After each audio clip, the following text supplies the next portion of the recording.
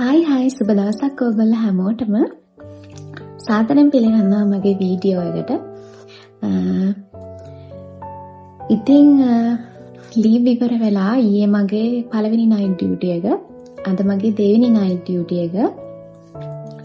මුලින්ම කියලා ඉන්න ඕනේ නයිට් ඩියුටි එක 12 hours. ඒ කියන්නේ රෑ 4ට ඩියුටි පටන් ගත්තාම උදේ 4 තමයි ඔෆ් වෙන්න තියෙන්නේ. එතන 12 hours shift එකේ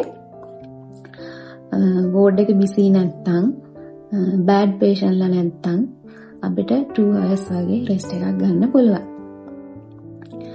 එතකොට සාමාන්‍යයෙන් නයිට් ඩියුටි එකට ඒක වෝඩ් එක අනුව වෙනස් වෙනවා.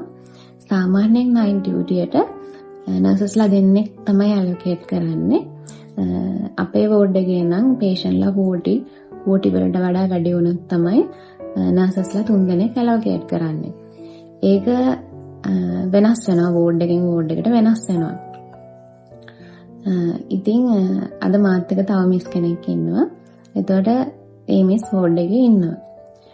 එතකොට මම මේ වීඩියෝ එක කරන්නේ මගේ රෙස්ටිං ටයිම් එකෙන් චූටි වෙලාවක් කරන් තමයි වීඩියෝ එක කරන්නේ.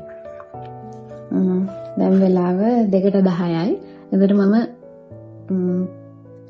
10 minutes අරන් තමයි වීඩියෝ එක කරන්නේ. මම 2ට යන්න ඕනේ වෝඩ් එකට.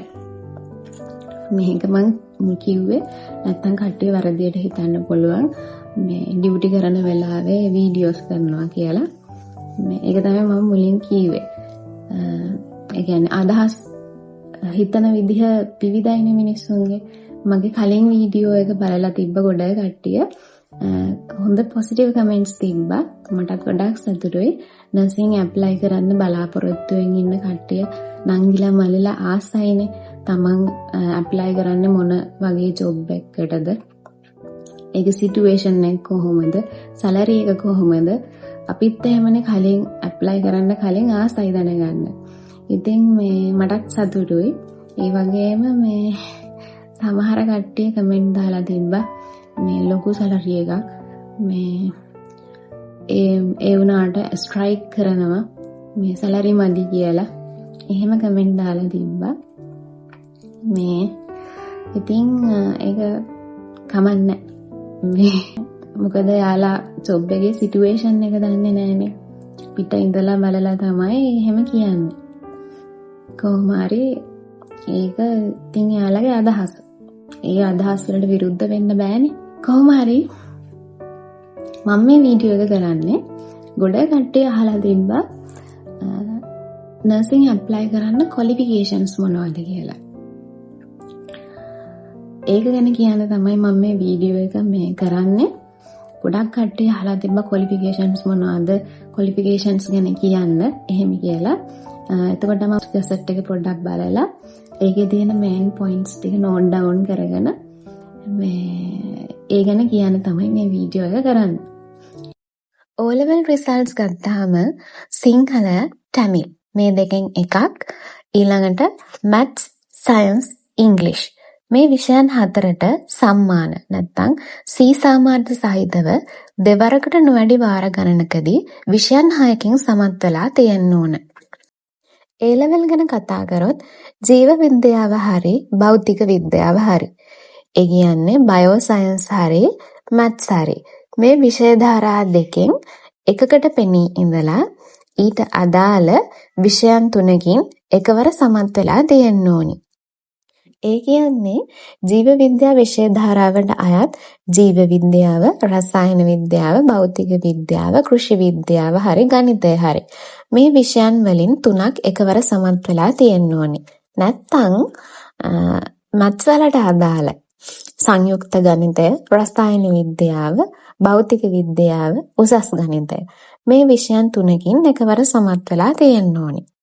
මෙතන ජීව විද්‍යා විෂය ධාරාව යටතේ මැත්ස් සහ අනෙක් විෂය ධාරාව යටතේ උසස් ගණිතය ඇතුළත් කරගන්න පුළුවන්ද මම හරියටම දන්නේ නැහැ. නමුත් ගැසට් එකේ තිබුණ නිසා මම මේක වීඩියෝ එකට ඇතුළත් කරා.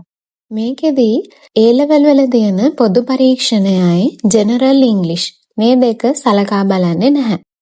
ඊළඟට කියන්න ඕන වැදගත් කාරණය තමයි A-level results ගැන කතා කරද්දී Z එකට තමයි Z score වගේට තමයි ප්‍රමුඛත්වය ලබා දෙන්නේ.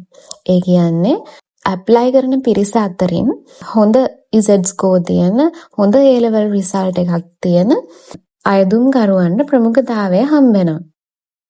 ඊළඟට කියන්න ඕන වැදගත් කරුණු තමයි මේක අවුරුදු 3ක පූර්ණකාලීන පාඨමාලාවක් ඉංග්‍රීසි මීඩියම් වලින් තමයි කරන්නේ. ඇප්ලිකේෂන් බාර ගන්න අවසන් දිනට, ඒ කියන්නේ ගැසට් කරාම ඇප්ලිකේෂන් බාර ගන්න අවසන් දිනට වයස අවුරුදු 18ට වැඩි 28ට නොවැඩි. ඒ කියන්නේ 18ට වඩා වැඩි වෙන්න ඕනේ 28ට වඩා අඩු වෙන්න ඕනේ. ඒ වයස් රේන්ජ් එකේ අය තමයි බඳවගන්නේ. ඊළඟට උස අඩි 4යි අඟල් 10ට වඩා වැඩි වෙන්න ඕනි. ඒ කියන්නේ උස අඩි 4යි අඟල් 10ට වඩා අඩු වෙන්න බෑ. සෙන්ටිමීටර් වලින් ගත්තොත් සෙන්ටිමීටර් 147.3ට වඩා වැඩි වෙන්න ඕනි. අවිවාහක විය යුතුයි. ඊළඟට මේල් ෆීමේල් දෙපාර්ශවයටම අයදුම් කරන්න පුළුවන්. හැබැයි බඳව ගන්න පිරිසෙන් 105ක් පිරිමි අයදුම්කරුවන් 95ක් ගැහැණු අයදුම්කරුවන්. ඒ කියන්නේ මල්ලිලාට අයදුම් කරද්දී හොඳ A-level result එකක් තියෙන්න ඕනි. ඒ කියන්නේ පිරිමි අයදුම්කරුවන් අතර තරඟය වැඩි. ඊළඟට සාමාන්‍යයෙන් ගවර්න්මන්ට් ජොබ් එකකට ඇප්ලයි කරද්දී බලන කරුණු ටික බලනවා. ඒවා තමයි ශ්‍රී ලාංකික පුරවැසියෙක් වෙන්න ඕනි, විශිෂ්ට චරිත, ඒ කියන්නේ චරිත සහතිකය, ඊළඟ කායික මානසික යෝග්‍යතාව, ඒ කියන්නේ මෙඩිකල් එක. ඒවා බලනවා. ඊළඟට පදිංචිය බලනවා. ඒ කියන්නේ ඇප්ලිකේෂන් එන්ඩ් ඩේට් එකට පූර්වාසන්න වසර 3ක් අඛණ්ඩව එකම දිස්ත්‍රික්කයේ පදිංචි වෙලා ඉන්න ඕනි. ඒ කියන්නේ අයදුම් කරන දිස්ත්‍රික්කය පදිංචි දිස්ත්‍රික්කයේ විදිහට ගන්නෙ ඒ විදිහට. ඊළඟට මේකේ කරුණු වගයක් තියෙනවා අයදුම් කිරීමට හෝ ඇතුළත් වීමට නුසුදුසුසන් කියලා. ඒක යටතේ කරුණු කීපයක් තියෙනවා.